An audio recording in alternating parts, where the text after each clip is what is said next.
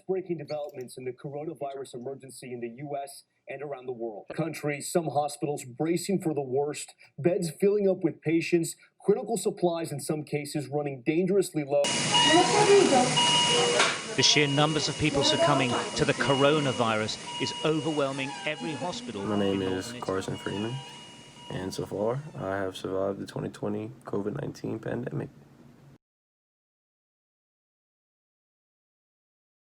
We were aware of the COVID-19 outbreak just because the news from China, where it first had an outbreak, did spread to the U.S., but nobody really thought anything of it. We thought that it would maybe last a month, maybe two. It would never really affect the U.S. and definitely not have affected us the way it has now.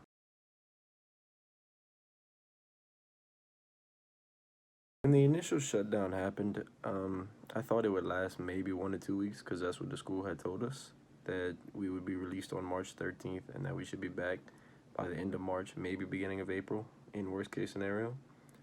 And I wasn't exactly scared at that time, but once school got closed for the rest of the year and all throughout summer, then I became a tad bit worried that this might actually turn into something big and possibly a pandemic like it has now.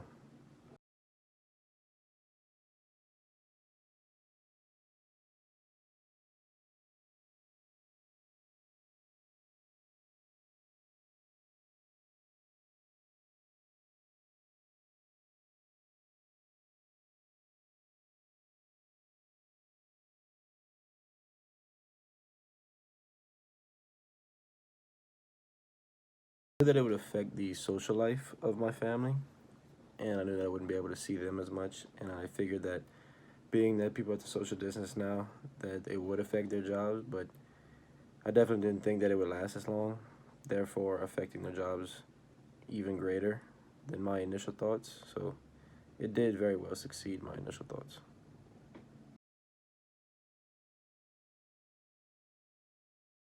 That I was scared or frightened. I was just curious and probably nervous that it would affect my senior year like it did to last year's, and that maybe I wouldn't be able to see my friends and have a social life again, but not scared nor frightened.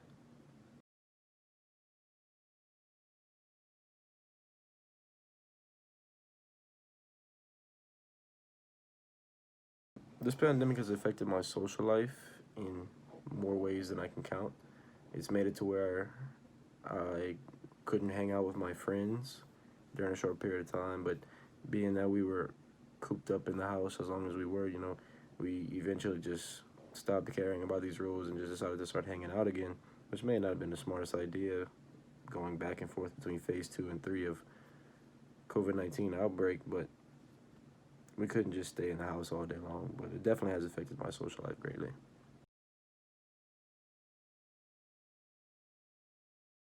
To fill my time during quarantine, I did a variety of things, including work on my truck, which needed a lot of 10 to 11 care and money. And the only way that money could come from was if I got a job, which I did. I worked at a grocery store during a pandemic, which is pretty crazy.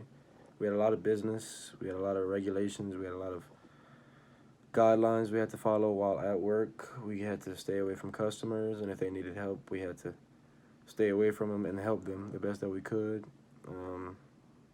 There was more groceries imported than I could possibly imagine right now, and we made a lot of money. I made a lot of money, and it's been pretty good.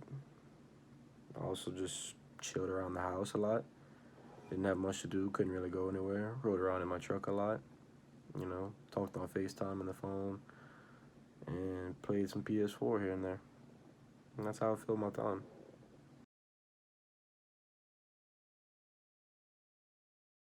I think the future of this pandemic, they're eventually gonna find a vaccine that does cure and get rid of this, similar that they've done in the past with major diseases and sicknesses. But I do think that we've learned a lot from this, and that we're definitely going to be a lot more careful because of this with social contact, and that you can't exactly trust everyone to be as healthy and as energetic and non-sick free, I guess you could say, as you might be.